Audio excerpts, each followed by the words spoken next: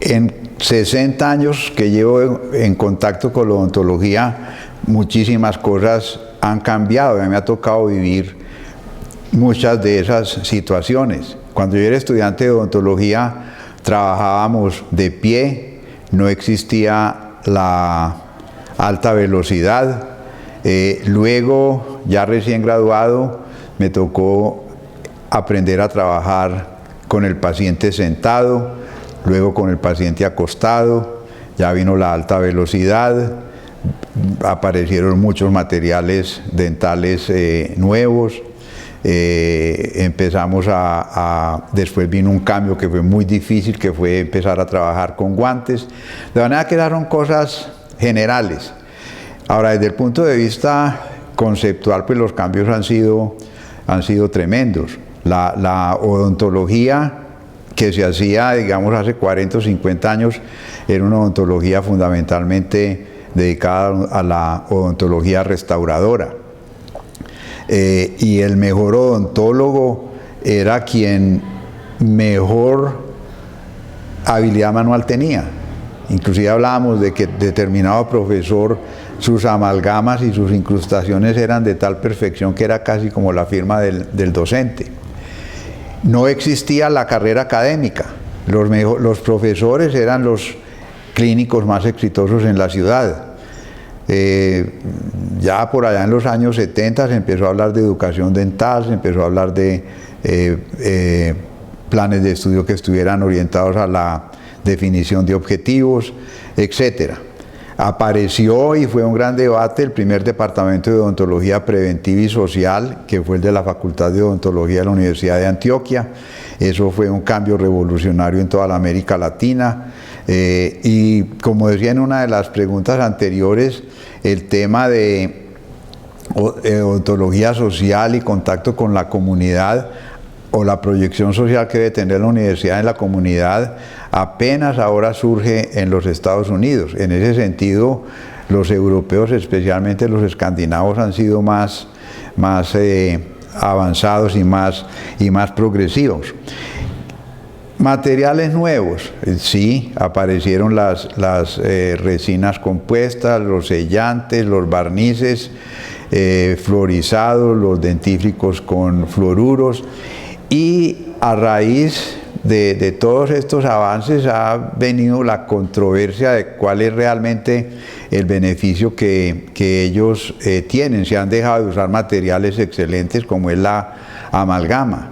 Y el cambio de la amalgama a las resinas ha sido una decisión política en muchos países, sin tener en cuenta la academia. La Asociación Dental Americana el año pasado sacó un documento donde considera que la amalgama sigue siendo un excelente material de restauración. ¿Qué cosas realmente son de impacto hoy comparando con lo de los primeros años? Ahora, por primera vez se empezó a hablar de técnicas restauradoras que fueran más amables con el tejido, que no se destruyese tanto tejido sano. Se empezó a hablar de la valoración de riesgo no tanto para el paciente, para el diente, etc. Se empezó a hablar de importancia de tener en cuenta la actividad o no actividad de la lesiones de caries dental en diferentes épocas de la vida del ser humano. Hay una cosa curiosa, cuando yo estudié era muy difícil ver caries dental del cemento o de la raíz, y la razón es que a esa edad, es decir, primero la gente no vivía tantos años, y lo otro interesante es que cuando llegaban a los 50, 55 años, la mayoría de los pacientes que veíamos en la clínica no tenían dientes. Hoy, y ese es otro cambio importante con todas las medidas de prevención, los grupos más vulnerables a la enfermedad de caries dental son los niños menores de 3 años afectados por caries de la niñez temprana y los adultos de 60 a 65 años hacia adelante por caries dental del cemento. Pero si me preguntan qué cambió la odontología en estos últimos años, yo diría que dos investigadores cambiaron la historia de la odontología en la segunda mitad del siglo pasado. Esto es mi opinión personal, posiblemente otras personas no piensen en ello.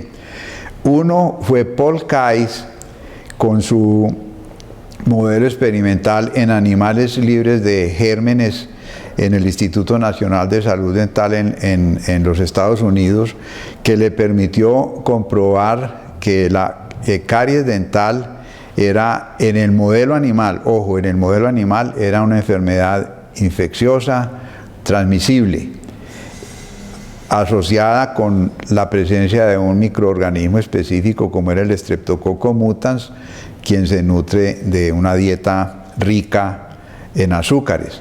De ahí surgió un concepto de prevención que hoy es debatible, pero que fue el inicio. Y ese enfoque de prevención se encaminaba o a hacer más resistente la superficie del esmalte al ataque ácido, mediante fluoruros, por ejemplo, al control de los microorganismos relacionados con la enfermedad y a un riguroso control de la ingesta de azúcares, sobre todo a horas por fuera de las comidas principales. Eso revolucionó lo que se pensaba en relación con caries dental. Hoy se debate que si es infecciosa o no es infecciosa, o es una enfermedad localizada, etc. Y el otro trabajo que tuvo un impacto definitivo fue la producción experimental de enfermedad gingival, que fue un trabajo hecho en la Universidad de Aarhus, liderado por el profesor Harold Dove, quien después fue jefe del departamento jefe del Instituto Nacional de Investigación Dental en los Estados Unidos.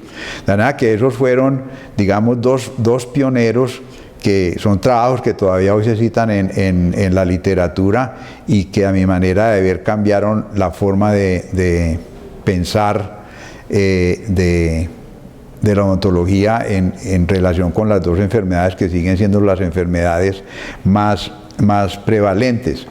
En tecnología hay mucha cosa que no nos tocó a nosotros, es decir, está el rayo láser en tejidos blandos y tejidos duros, las cámaras intraorales, todo lo que hay para el diagnóstico de la lesión de caries dental antes de que aparezcan los signos clínicos en boca, los microscopios para el trabajo de endodoncia, la electrocirugía, muchas cosas.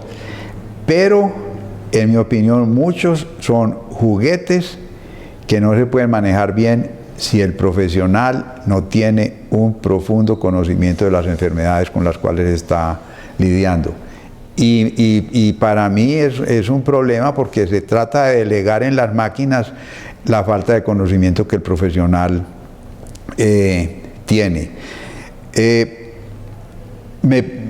Hay cosas que en la época mía no veíamos, el diseño de la sonrisa, por ejemplo, el interés por la odontología estética, donde todo el mundo quiere tener una dentadura al igual que los artistas de cine en los Estados Unidos. Existía más el interés por otras cosas. Y aquí hay una cosa interesante, mientras la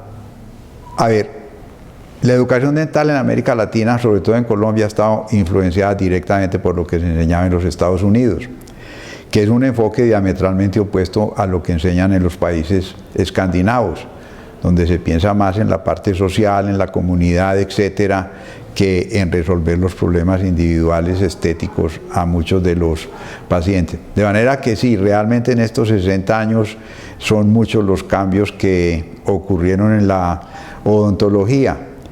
La pregunta es, para terminar esta pregunta o la pregunta que yo me hago es, ¿cuál ha sido el impacto de todo esto en mejorar la salud bucal de la población, por ejemplo, en Colombia? Y la respuesta es que muy poco.